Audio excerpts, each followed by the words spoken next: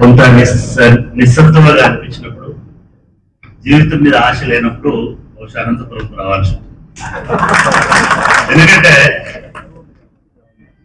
పొగడ్త అనేటువంటిది పూర్తిగా అచేతనంగా పడిన వారిని కూడా లెక్చర్లు పెట్టారు. విపరీతమైన పొగిడారు, చాలా గొప్పగా చెప్పారు. అందరికీ ఈ సహృదయకి ధన్యవాదాలు. వేదిక మీద ఉన్నటువంటి పెద్దలు, ముఖ్యంగా ఈ కార్యక్రమం నిర్వాహకులు శాంతినారాయణ గారు, ఈ సభాధ్యక్షులు మాకు గురుతుల్యులు రాజపాలెం చంద్రశేఖర్ రెడ్డి గారు, ఇందాక ఈ హాలు గురించే కాకుండా ఈ విద్యా సంస్థ గురించి మాత్రమే కాకుండా సాహిత్యం పట్ల వారికి ఉన్నటువంటి మమకారాన్ని వ్యక్తం చేసినటువంటి పిఎల్ఎన్ రెడ్డి గారు, అదేవిధంగా ఈనాటి అవార్డు గ్రహీత, ఈ యుగ సామాజిక సాంస్కృతిక వైతాళికుడు ప్రతిపద్మరావు గారు. వారు ఉంటే ఈ సభకి ఇంకా పన్నే వచ్చేది, సార్థకత కూడా ఉండేది, పెరిగేది.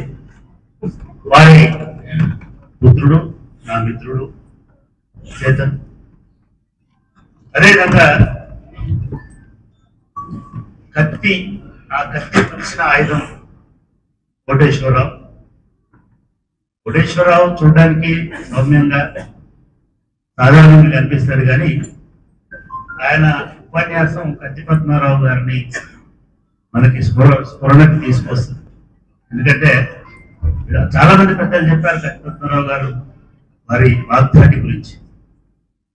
వాగ్దాటితో పాటు విషయ పరిజ్ఞానం, లోతైనటువంటి విశ్లేషణ వారికి. అందరిలాగే నేను కూడా 80s లో కత్తి పద్మారావు గారి గురించి వారి ప్రసంగం, ఇందాక వారు చెప్పారు వాళ్ళ కళాశాలలో 5,000 మందితో మొత్తం రాయదుర్గం అంతా వణికిపోయింది. అప్పటికే 75 సంవత్సరాలుగా మొత్తం సమాజాన్ని, ఒకప్పుడు దేశాన్ని, వందే మాతరం ఉద్యమం, ఆ తర్వాత జార్జ్ రెడ్డి లాంటి ఒక వ్యక్తి సింహగర్జన చేసినటువంటి ఉస్మానియా యూనివర్సిటీలో 85-87 ప్రాంతంలో కత్తి పద్మారావు గారి ప్రసంగం విని మేము అప్పటికి రాడికల్ విద్యార్థులుగా ఉన్నటువంటి వాళ్ళు కూడా ఓహో, దళితవాదం అనే దానిలో శక్తి ఉంది, విముక్తి ఉంది, దానిలో ఏదో ఒక మహత్వం ఉంది, అది అసలైనటువంటి సామాజిక మార్పు అని అనుకొని వారి వల్ల ఆ చైతన్యాన్ని పొందినటువంటి తరంకు సంబంధించినటువంటి వాళ్ళం మేము. అటువంటి ఒక మహనీయుడికి సంబంధించినటువంటి జీవిత సాఫల్య పురస్కారంలో అవార్డులో నన్ను భాగస్వామ్యం చేసినందుకు నేను డాక్టర్ శాంతినారాయణ గారికి వినమ్రంగా నా ధన్యవాదాలు తెలియజేస్తాను. మిత్రులారా, ఈ కార్యక్రమం నిజానికి ఒక నెలన్నర 2 నెలల నుంచి వాయిదా పడుకుంటూ వస్తుంది. ముందు వారు శాంతినారాయణ గారు నాకు ఫోన్ చేశారు. మీరు చెప్పినట్టుగా నేను పెద్ద సాహిత్యకారుడిని, సాహిత్యానికి నాకు పెద్దగా సంబంధం లేదు నిజానికి. అయినప్పటికీ చాలా మంది రాజపాలెం లాంటి మిత్రుడు, సింగనారాయణ నారాయణ లాంటి మిత్రుడు, కేతు విశ్వనాథ్ రెడ్డి గారు లాంటి మిత్రుడు, నేను వారితో కలిసి పనిచేశాను విశ్వనాథ్ రెడ్డి గారితో 25 సంవత్సరాలు. వీళ్ళందరూ నన్ను అట్లా ప్రోత్సహించి, ఆదరించి, గౌరవించి నాకు ఒక కొత్త దీన్ని ఆపాదించినారని నేను అనుకుంటున్నాను. వారి సాహచర్యం వల్ల కొంత చదవడం, కొన్ని విషయాలు అర్థం చేసుకోవడం నేర్చుకున్నానని నేను ఎప్పుడు భావిస్తున్నాను. సరే, అనంతపురంకి రావడం పోయిన నెలలో మొదలు అనుకున్నారు ఈ కార్యక్రమాన్ని. అప్పుడు నేను చైనాలో వేరే కార్యక్రమం ఉండింది, నేను రాలేదని చెప్పాను. నిజానికి ఒక దశలో సరే సాహిత్య సభలకు వెళ్ళకూడదనేటువంటిది ఒక మైండ్ లో ఉంటది. ఎందుకో ఇందాక సార్ చెప్పినట్టు చాలా సాహిత్య సభలు అసంపూర్తి సాహిత్య సభలు ఉంటాయి. అంటే అసంపూర్తి అంటే భోజనం పెట్టకుండా అసంపూర్తి కాదు, మనుషులు రాకుండా అసంపూర్తి, అక్కడ వినేవాళ్ళు కూడా ఉండకుండా ఉండే అసంపూర్తి. సరే, ఎందుకు సాహిత్య సభలకు పోయి అక్కడ ఉన్నటువంటి పెద్దవాళ్ళకు మనం ఎందుకు చిన్నబోవాలనేటువంటి ధోరణి కూడా నాకు ఒకటి ఉంటుంది కాబట్టి నేను కొంచెం అన్యమనస్కంగా ఉన్నాను. సరే నేను రాను, నేను అవైలబుల్గా లేను అని చెప్తే వాళ్ళు వేరే వాళ్ళ ద్వారా ఈ కార్యక్రమం నడిపిస్తారేమో అని ఆశపడ్డాను. కానీ నేను అనుకోకుండా మళ్ళీ ఫోన్ చేసి లేదు లేదు మీతో రావాలి, మీరు ఎప్పుడు వస్తే అప్పుడే మీటింగ్ పెడుతున్నామని చెప్పారు. అంటే నిజంగా మీకు ఆవులకు నా మీద ఉన్నటువంటి ప్రేమకి ఆదరణకి చేస్తాను. అనంతపురం మొదటి నుంచి కూడా మా శేషయ్య గారు అని, మా ప్రొఫెసర్ శేషయ్య లేదా సింగరేణి నారాయణ గారు కావచ్చు, లేదా రాజపాలెం గారు కావచ్చు, అనంతపురంలో అటువంటి ఆతిథ్యం అనేది మొదటి నుంచి కూడా ఉంటుంది.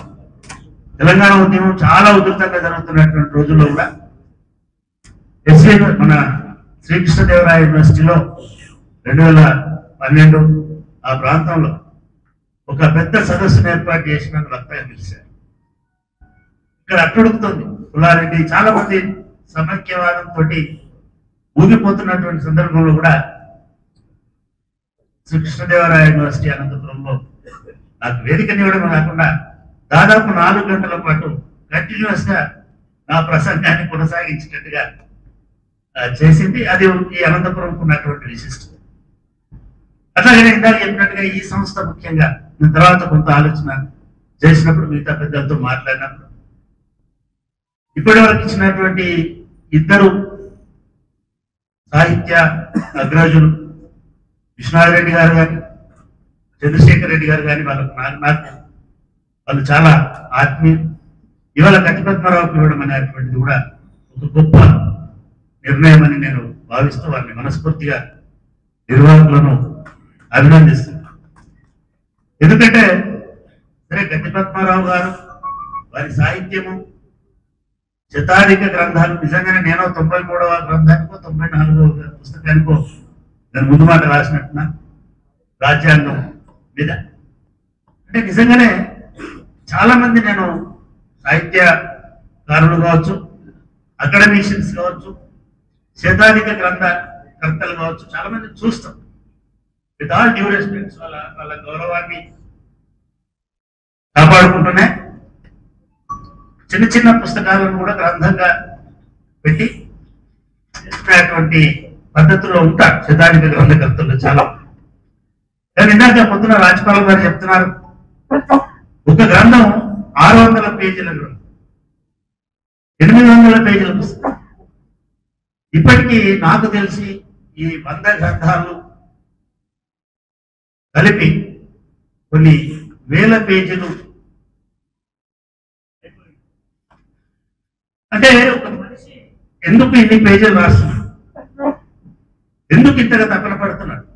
నిజంగా కూడా గత కొన్నేళ్లుగా వారికి ఆరోగ్యం సహకరించడం లేదు.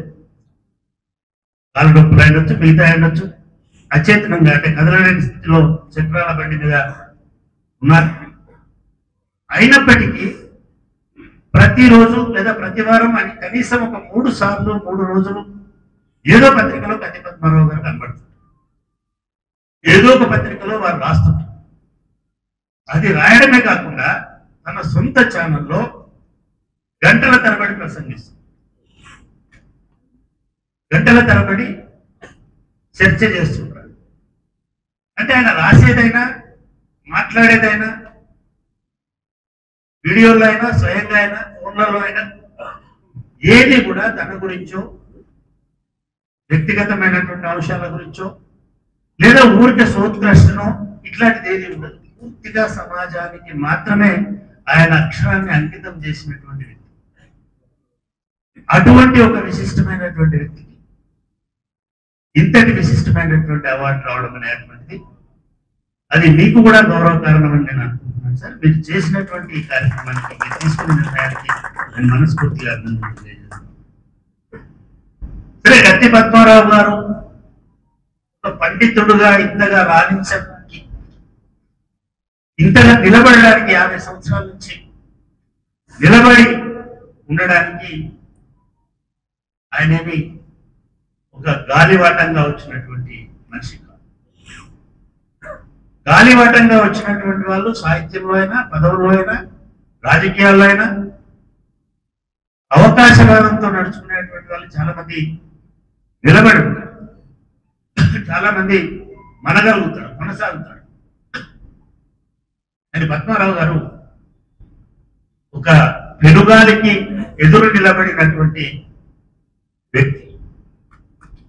ఆ పెనుగాలి అనేది ఇవాళ మనం ఇందాక పెద్దలు చెప్పినట్టుగా మతాలు, కులాలు అని చెప్పి మళ్ళీ భారతదేశాన్ని ఆదిమ యుగాలకు తీసుకుపోయేటువంటి పనులు జరుగుతా ఉన్నాయి దేశం.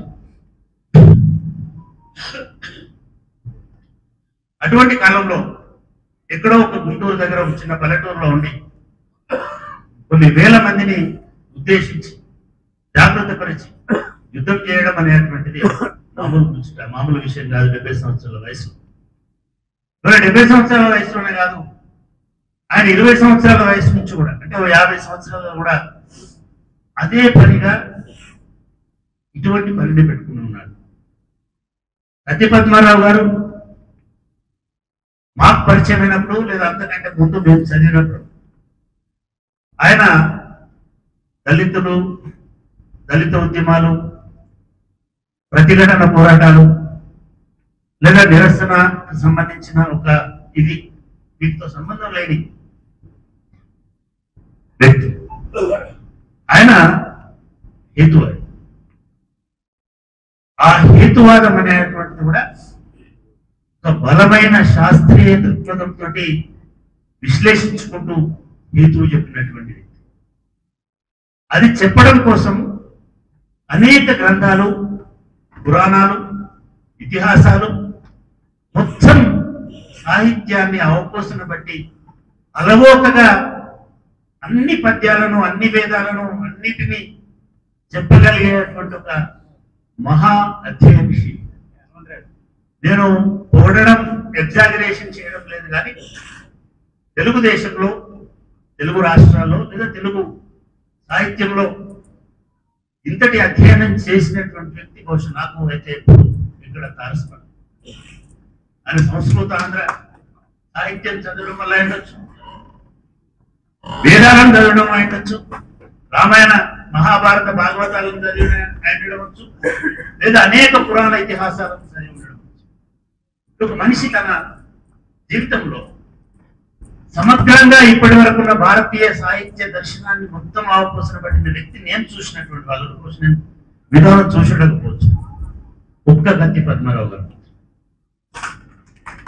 ఎప్పుడైనా సరే నువ్వు మాట్లాడతావనంటే, మాట్లాడాలనంటే, ఏదో ఒక విషయం మీద ఒక 10 నిమిషాలు మాట్లాడాలంటే నా దృష్టిలో కనీసం 100 నిమిషాలు చదివి లేదా నువ్వు 100 విషయాలు అవగాహన చేసుకుంటా.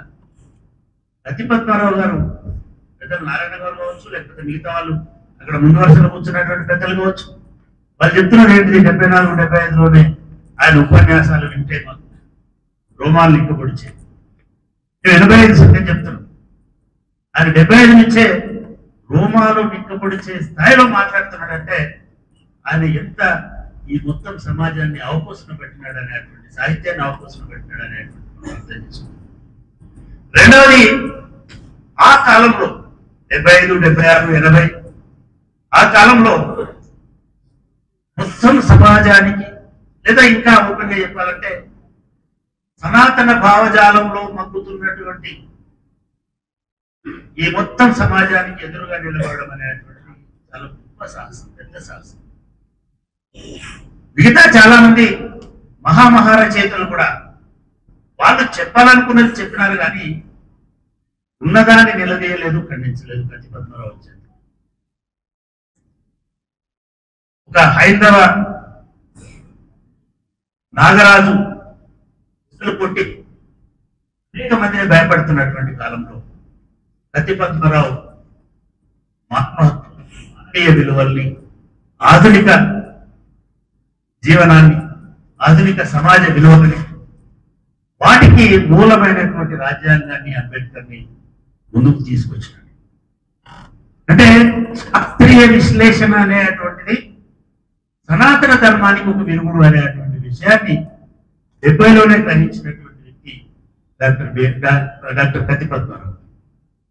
అది గమనించిన అంటే దాని లోతుల్లోకి వెళ్ళి అధ్యయనం చేసి ఇది కాదు జీవితం అంటే, ఇది కాదు సమాజం అంటే, ఇది కాదు దేశం అంటే, ఇదో ఇట్లా ఉంటుంది దేశం అంటే అని ఒక శాస్త్రీయ దృక్పథాన్ని పరిచయం చేయడంలో ఆయన ఒక దశాబ్ద కాలం పాటు పూర్తిగా దాని మీద అధ్యయనం, విశ్లేషణ, వివరణ చేసుకుంటూ వచ్చింది. ఆయన రచనలో వచ్చినటువంటి పరిణామ క్రమాన్ని కూడా చూసినట్టయితే కూడా, ఆయన మాటల్లో వచ్చినటువంటి పరిణామ క్రమాన్ని కూడా చూసినటువంటి కూడా 70వ దశకం అనేటువంటిది ఆయన గొంతు విచ్చుకోవడానికి ఉపయోగపడ్డటువంటి దశాబ్దంగా నేను భావిస్తున్నాను. ఆ గొంతు విచ్చుకోవడం అనేటువంటిది అప్పటి వరకున్న ఈ అసమానతలకు, అశాస్త్రీయతకు, ఈ సనాతన దురాచారాలకు వ్యతిరేకంగా నేను మొట్టమొదటిసారిగా ఆయన గొంతును విప్పడం, అట్లా విప్పడం కనుక కూడా ఆయన చైతన్యం మా కోటేశ్వరరావు మిగతా విషయాలు మాట్లాడతారు కాబట్టి అట్లా నడిపించుకుంటూ తీసుకొచ్చి ఇవన్నీ చేసుకుంటూనే మన ధర్మంలో ఉన్నటువంటి అధర్మం మీద యుద్ధం చేసుకుంటూనే అసలైన ధర్మం బుద్ధుడిలో, అసలైన ధర్మం అంబేద్కర్లో, సమానత్వమే అసలైనటువంటి ధర్మం అనేటువంటి విషయాన్ని బోధించడానికి ఆయన ఒక సైద్ధాంతిక ప్రాతిపదికం చేసి, నేను సోషియాలజీ విద్యార్థి, సమాజ శాస్త్ర విద్యార్థి.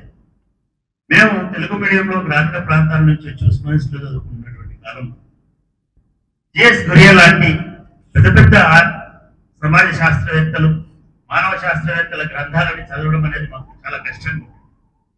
నాకు ఆశ్చర్యం, ఆ కాలంలోనే కులం, పుట్టుక, స్వభావం మీద కత్తి పద్మారావు గారు ఈ శాస్త్రవేత్తలందరినీ చదివి సరళమైనటువంటి తెలుగులో అద్భుతమైనటువంటి గ్రంథాలను అప్పటికే రాసి. సో అట్లా ఆయన శాస్త్రీయంగా భారతీయ సమాజాన్ని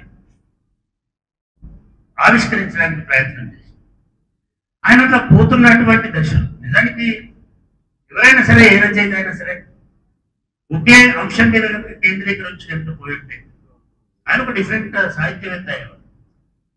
కానీ ఆరంచేడు లాంటి సంఘటన, బద్రికుప్పం లాంటి సంఘటన, చుండూరు లాంటి సంఘటన, కంచికచెర్ల లాంటి సంఘటన కత్తి పద్మారావుని నిలబడి నేను కేవలం ఉపన్యాసాలు, ప్రసంగాలు, చాలువాలు, సత్కారాలతోటి ఉంటే మరి వీళ్ళ పరిస్థితి ఏమిటి అనేటువంటి మదన ఆయనకి మొదలైంది. నిజంగా కూడా ఏ మేధావినండి, లేదా ఏ చదువుకున్నవాడండి, లేదా ఏ సోకాల్డ్ ఎదిగొచ్చిన ఏ దళితుడైనా తనను తాను కాపాడుకోవాలి, తన ఉనికి నిలబెట్టుకోవాలి. ఎందుకంటే తరతరాలుగా తన జాతి, తన కుటుంబము, తన తల్లిదండ్రులు తాను భరించిన అవమానాల నుంచి బయటపడాలంటే ఒక మంచి హోదా, గౌరవం, మంచి వృత్తి ఉండాలి ఒకటి. రెండోది ఆ మంచి వారితో సాన్నిహిత్యం, అందరితో తలలో నాలుకలాగా ఉండాలి. ఇవన్నీ దళిత మేధావులు అలవర్చుకుంటారు. ఇది కొంతమంది వాళ్ళను పొగిడి ఏదో ఒక ప్రిన్సిపల్, వైస్ ప్రిన్సిపల్, వార్డెనో ఏది లేకపోతే ఏదో ఒక ఉద్యోగం సంపాదించు, అదే పదవి సంపాదించు. ఇది నేను అనట్లేదు. డాక్టర్ బిఆర్ అంబేద్కర్ గారు తన చివరి బహిరంగ సభలో ఈ మాట మాట్లాడినాడు. నేను చాలా డిసప్పాయింట్ అయినాను. దళిత తప్పుకున్న ఈ రిజర్వేషన్లు పొంది లబ్ధి పొంది వచ్చినటువంటి వాళ్ళని చూసి. ఆగ్రాలో ఆయన 1956లో మాట్లాడారు. అది ఆఖరి సభ. దానిలో ఆయన చాలా దగ్ధత స్వరంతో చదువు అనేటువంటిది వీళ్ళని నాశనం చేస్తుంది అని. ఇందాక వచ్చిన తర్వాత 5 నిమిషాలు నాకు 6 పుస్తకాలు 8 పుస్తకాలు ఇచ్చారు. ఆ పుస్తకం ఇట్లా చెప్తే దాంట్లో ఒక పంక్తి కనబడింది. దళిత మేధావులు దద్దమ్మలైనారు, బంది మాగదులైనవి బాపులై. దాంట్లో ఒక దీంట్లో రావుని ఏకాంబరం గారు రాసిన దీంట్లో తప్పేం లేదు. అట్లా అవడం వల్ల కూడా తప్పేం లేదు. ఎందుకంటే వాళ్ళు అట్లా కావడానికి కారణం ఏంటంటే అంతకంటే భయంకరమైన జీవితం అంతకుముందు వాళ్ళు అనుభవించి నడిచి వచ్చినారు. నడిచొచ్చి ఇక్కడ కొంచెం ఉపశమనం పొందాలని అనుకున్నారు. అందరిలాగా నేను కూడా సుఖపడాలని అనుకుంటాను. నేనైతే నేను దాన్ని నువ్వు ఇట్లెందుకైనా అంటే నాకు వేరే జీవితం లేదు కదా, నువ్వు ఇట్లా ఉండకూడదు అంటే మరి నేను అట్లా ఉండాలి. ఈ డైలమా అనేటువంటి మొదటి తరం దళిత మేధావులకు వచ్చింది. అట్లా రాకుండా, అటువంటి మసకబారకుండా, అటువంటి గర్వం రాకుండా, అటువంటి అహంకారం రాకుండా, అటువంటి అధికారం రాకుండా నిలబడ్డవాడు ప్రతిపక్షం. ఎందుకు గౌరవించాలంటే ఇన్ని లాలసులతో ఇన్ని రకాల ఆయన బ్రహ్మాండంగా అప్పటికి వయసు పెంచుకోవాలనుకుంటే కోటేశ్వరరావు చదువుకునే టైంకి నిజంగానే ఆయన నడిచి వస్తుంటేనే ఆ పరిసరాలు గడగడలాడేది తప్పించేది. ఠాకూర్ ఆడిటోరియం అనేది ఉస్మానిస్టీలో ఒక పెద్ద ఆడిటోరియం. నాకు వాళ్ళ ఆడిటోరియం గురించి చెప్పుకుంటూ వచ్చినారు. అది ఒక 70-100 ఏళ్ల నుంచి ఉన్న ఆడిటోరియం. ఆ ఆడిటోరియంలో ఆయన వస్తుంటే వందల మంది విద్యార్థులు లేచి నిలబడి కరతాళ ధ్వనులు చేసి ఆయన ప్రతి ఫుల్ స్టాప్ కి స్టాప్ అయ్యి చాలాసేపు అవి అంత అద్భుతమైన వస్తాయి. అది ఒకటే కదా ఏ సందర్భం. అటువంటి వ్యక్తి ఇటువంటి ఈ పొగడతలకు లొంగలేదు, ప్రాపకం కోసం ఆశపడలేదు, రెండవది పదవుల కోసం ఆశపడలేదు. ఆ సంస్కృత ఆంధ్ర కళాశాలకైనా నెక్స్ట్ ప్రిన్సిపల్ అయ్యేవాడు, లేకపోతే ఇంకా దాని అధిపతి అయ్యేవాడు. ఆయన కూడా పద్మశ్రీలు పద్మవిభూషణులు చాలా వచ్చేటి, ఏదో యూనివర్సిటీకి ఆయన వైశాస్త్రుడు కూడా. కానీ ఆ ఒక్క సంఘటన, అటువంటి సంఘటనలు నేను బాగున్నాను నిజమే, కానీ నా జాతి అంత దుర్భరమైనటువంటి రక్షణ లేనటువంటి భద్రత లేనటువంటి పరిస్థితుల్లో అని తన ఉద్యోగానికి మిగతా వాటికి రాజీనామా చేసి వెళ్ళి వాళ్ళు ఎప్పటిపై కూర్చున్నారు. ఎవరికి ఉంటుందండి అంత సాహసం? ఈ ఉద్యోగం అయిపోయిన తర్వాత మళ్ళీ నెక్స్ట్ ఏ పదవి ఇస్తారా అని చూసేటువంటి ఈ కాలం, ఆ కాలం కూడా అటువంటిదే. చాలా మంది కొంత పేరు రాగానే, లేదా 4 పుస్తకాలు వేసుకోగానే, లేదా నలుగురు ఇది చేయగానే ముఖ్యమంత్రుల దగ్గరకు, ప్రధానమంత్రుల దగ్గరకు పోయి పదవులు పొందాలనుకునే దశలో అప్పటికే ఏకైక గొంతుగా దళితుల గొంతుగా ఉన్నటువంటి వ్యక్తి బయటకు వచ్చి ఇవన్నీ వదిలేసి తన జీవితాన్ని పూర్తిగా వాళ్ళకి అంకితం చేసినాడు. నేను ప్యారలల్ చేయట్లేదు, నేను అంటే ప్యారలల్స్ తీసుకురావట్లేదు, కానీ డాక్టర్ బిఆర్ అంబేద్కర్ విపరీతమైన అవమానాలు భరించిన భారతదేశం. ఇట్లాంటి పెద్దల సహకారం లాంటి ఒక సహకారంతో చిన్న స్కాలర్షిప్ ఇస్తే ఆయన కొలంబియా పోయి, ఆయనకి ఇచ్చిన కండిషన్ ఏమంటే నువ్వు 2 సంవత్సరాలు చదువుకొని వెనక్కి రావాలి, నువ్వు కొలంబియాకి వెళ్ళాలి, చదువుకోవాలి, మళ్ళీ రావాలి అని ఆ మహారాజు గారు డబ్బులు శాంక్షన్ చేయించారు. వచ్చి మళ్ళీ నా దగ్గర పనిచేయాలని చెప్పారు. సరే అని వెళ్ళాడు. ఈ 2 సంవత్సరాల్లో ఆయన 4 డిగ్రీలు చేశాడు. లండన్ కూడా పోయాడు, అక్కడ కూడా చదువుకున్నాడు. అక్కడ పొద్దున్న కాలేజీలో చదివి సాయంకాలం మళ్ళీ బారిస్టర్గా చదివాడు. సో మొత్తానికి ఇవన్నీ చేసుకొని వెనక్కి వచ్చాడు. వెనక్కి వచ్చే టైంలో ఆయన తలుచుకుంటే అప్పటికి బారిస్టర్గా బ్రిటిష్ కోర్టులోనే ఆయన ఒక అద్భుతమైన న్యాయవాదిగా ఉండగలిగేటువంటి పరిస్థితి. అదే కొలంబియాలో ఇక్కడ ఎట్లాగైతే మన ఎస్కే యూనివర్సిటీలో చదువుకున్న వాళ్ళు ఇక్కడే ప్రొఫెసర్లు అవుతారో, మా దగ్గర చదువుకున్న వాళ్ళు మా దగ్గర అవుతారు, మా దగ్గర వాళ్ళు కాదులేని కానీ ఉస్మానియా అవుతారు. ఆయన ప్రపంచంలో ఎక్కడైనా, ఎందుకంటే ఆయన ఆర్థిక శాస్త్రంలో విదేశాల్లో అధ్యయనం చేసి పేజీ చేసిన మొట్టమొదటి భారతీయుడు. ఆయన ప్రపంచంలో ఎక్కడైనా సరే ఒదిగిపోగలిగేటువంటి సౌకర్యాలు ఉండేవి. చివరికి నిజాం కూడా ఆయనని వాళ్ళ ప్రధాన న్యాయమూర్తిగా నియమిస్తారు రమ్మని కూడా ఆహ్వానించింది. కానీ ఆయన ఎక్కడికి వెళ్ళాడు? అది వదిలేసి బొంబాయికి వెళ్ళి అక్కడి నుంచి మళ్ళీ ఆ ప్రాంతంలో మరాఠవాడ ప్రాంతంలో పిల్లలకు చదువు చెప్పే కార్యక్రమంలో, లేదా మిగతా సేవ చేసుకునే కార్యక్రమంలో దళితులను, అప్పటికి దళితులనే పదం కూడా లేదు. ఆ కాలంలో దళిత పదం లేదు. దళిత పదం అనేది 78, 75 తర్వాత పాపులారిటీలోకి వచ్చినటువంటి పదం. ఎవరైతే ఈ అస్పృశ్యులు, వెనుకబడిన కులాల వాళ్ళు, డిప్రెస్డ్ క్లాసెస్ అనేవాళ్ళు, వీళ్ళందరూ ఉన్నారో వాళ్ళను ఉద్ధరించడానికి ఆయన ఉద్యోగాలు, ఆయన అనేక ఉద్యోగాలు చేసినాడు. ఆయన కూడా ప్రొఫెసర్గా చేసినాడు, ఆయన కూడా ప్రిన్సిపాల్గా చేసినాడు లా కాలేజ్ బొంబాయిలో. ఇవన్నీ వదిలేసి ఆయన పూర్తి స్థాయి, నాకైతే ఈ 70 సంవత్సరాల 100 సంవత్సరాల దళిత ఉద్యమ చరిత్రలో వీళ్ళిద్దరే పదవులు వదిలేసి ఉద్యోగాలు వదిలేసి పూర్తి స్థాయి సమాజ ఉద్ధరణకి పూనుకున్నారు. నేను చూసినటువంటి వాళ్ళలో కచ్చిపతిరావు గొప్పలే. మిగతా వాళ్ళు ఎవరైనా మనలాంటి వాళ్ళు ఆదివారం రోజున నారాయణ గారు కారు బస్సు కిరాయి పెడుతున్నావు, హోటల్ ఇస్తేనో వస్తాం ఇక్కడ.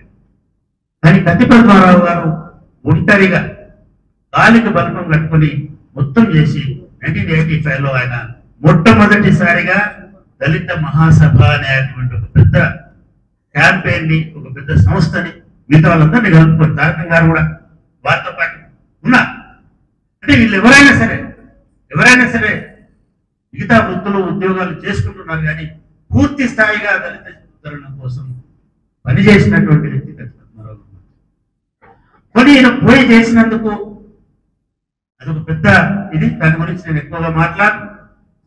ఆయన దానివల్ల వేలాది మంది శిష్యులకి ఒక గొప్ప గురువు ఉన్నటువంటి వ్యక్తి. ఇలాగ వారు పెద్దలు చెప్పినట్టుగా వేలాది మంది ఉర్రూతలిసి ఊగించి ప్రసంగం చేసి కుల జాతి మత ప్రమేయం లేకుండా అందరినీ లేచి నిలబడి చప్పట్లు కొట్టించుకున్నటువంటి వ్యక్తి వేలాది మందికి, లక్షలాది మందికి శత్రువు. ఆయనని నిన్నకన్నట్టు ఆయన నడిస్తే హర్షత్వానాలు వచ్చే చోట ఆయన కనబడితే చంపుతామనేటువంటి దశకి ఎవరండి ఈ కాలంలో అంత రిస్క్ తీసుకొని ఇంత సుఖప్రదమైన జీవితాన్ని, భద్రమైన జీవితాన్ని వదిలేసుకొని ప్రజల కోసం పనిచేయాలని ఎందుకు అనుకున్నాడు? ఇది దాదాపు ఒక దశాబ్దం పాటు చివరికి ఆయనను చంపేస్తారు అనేటువంటి ఇవి కూడా జరిగి దళాలు తయారై, కూటములు తయారై ఆయన వెంబడించేటువంటి దశ. ఓన్లీ ఒక సామాజిక వర్గమో లేకపోతే ఇంకొకరు కాదు, పోలీసులు కూడా ఆయన అరెస్ట్ చేసి తీసుకెళ్లి జైళ్లలో బంధించినారు. అటు విశాఖపట్నంలో, తర్వాత నెల్లూరులో ఆయన నిర్బంధించి ఒక హక్కుల కోసం, చనిపోయిన వాళ్ళ కోసం, ఒక జాతి భద్రత కోసం రాజ్యాంగం ప్రకారం నడుచుకోమని రాజ్యానికి చెప్పినందుకు ఆయనను వేధించి నిర్బంధించి చంపేసేటువంటి ప్రణాళిక జరిగింది. అయినా సరే ఆయన చెప్పలేదు. ఇది ఒక నేను ఇంకొకటి ఏమనుకుంటానంటే, ఆయన వల్లనే దళితవాదం అనేది చిక్కబడింది, దళితవాదం అనేది ఒక ఉద్యమ రూపంలోకి వచ్చింది. ఇది ఆయన ఒక్కడే, ఆయన లేవనెత్తినాడు, ఆయన ఒక పులికేక పెట్టినాడు, ఆయన ఒక అరిచినాడు, ఆయన ఒంటరి గొంతుగా ఉన్నాడు. అప్పటి వరకు చాలా సంస్థలు, మేమందరం పనిచేస్తున్న సంస్థలు కూడా వామపక్షాలు ముఖ్యంగా ఎన్నడూ దళితవాదాన్ని ఒక ఇష్యూ లాగా తీసుకోవాలి. జస్ట్ బికాస్ ఆఫ్ కత్తి Padmarao and his struggle, just because of Karamchedu and Chundu, అక్కడ జరుగుతున్నటువంటి దానిలో ఓహో ఇది ఒక కొత్త సామాజిక చైతన్యము, ఈ వర్గాలను మనం పట్టించుకోవడం ఉన్నది అని చెప్పి అప్పుడున్నటువంటి వామపక్ష పార్టీలన్నీ, నక్సలైట్ పార్టీలు ముఖ్యంగా దళిత ఎజెండాను ఎంచుకున్నాయి, దళిత పోరాటాల వైపుకు వచ్చినాయి. దళితులకు ఒక కొత్త ధైర్యాన్ని, కొత్త ఆయుధాన్ని, ఒక కొత్త శక్తిని ఈ ఉద్యమాలు ఇచ్చింది. నేను చాలా సందర్భాల్లో చెప్తున్నాను, నేను కచ్చిపతిరావు గారితో కూడా చాలా ఆర్గ్యుమెంట్స్ వాళ్ళ వల్లనే, ఆ ఉద్యమ స్వభావం వల్లనే ఇవాళ దళితులు తెలంగాణ ప్రాంతంలో కానీ లేదా ఆంధ్ర ప్రాంతంలో దళితుకు నిలబడుతున్నారని అంటే కేవలం వాళ్ళు, కానీ వాళ్ళను ప్రేరేపించింది మాత్రం కచ్చిపతిరావు అని ఈ సందర్భంగా ఖచ్చితంగా వాళ్ళకు ఒక ఎజెండాని ఇచ్చింది. సో అట్లా చేసుకుంటూ నిజంగా అట్లా చేసుకుంటూ పోతున్న తర్వాత రాయడానికి టైం ఎక్కడ ఉంటుంది? ఓడని ఉంటాయి మనకు రాయాలనే అటువంటి తపన ఉంటుంది, రాయగలిగేటువంటి టైం ఎక్కడ ఉండాలి? ఎందుకంటే ఆయన ఎక్కడ ఉంటున్నాడో తెలియదు, ఎక్కడ తిరుగుతున్నాడో తెలియదు. ఇట్లా ఒక 10 సంవత్సరాల పాటు ఆయన గడిపారు. కానీ ఆయన రచనలకు సంబంధించిన అంశాలను కనుక తీసుకుంటే 85 తర్వాత నుంచి వచ్చిన దానిలో నాకు తెలిసి మరాఠీ సాహిత్యంలో మనకు అటువంటి ఒక ధిక్కారమైనటువంటి స్వభావంతో కూడినటువంటి రచనలు వచ్చినాయి. ఎందుకు వచ్చినాయంటే ఆయన దళిత పాంతర్స్ ఒక పెద్ద మూమెంట్ వచ్చింది. అక్కడ అంబేద్కర్ ఉన్నాడు, ఆయన భావజాలం ఉంది. అంతకుముందు జ్యోతిబా పూలే ఉన్నాడు, ఆయన భావజాలం ఉంది.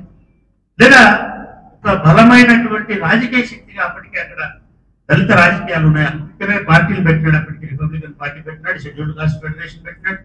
ఒక అద్భుతం ఇందాక వారు పెద్దలు చెప్పారు. గవాయి గారి లాంటి వ్యక్తి ఉన్నాడు. గవాయి గారు ఎట్లాంటి వ్యక్తి అంటే ఆర్ఎస్ఎస్ వాళ్ళు గవాయి గారి తల్లి గారిని దసరా ఉత్సవాలకు చీఫ్ గెస్ట్ గా రమ్మని అడిగారు.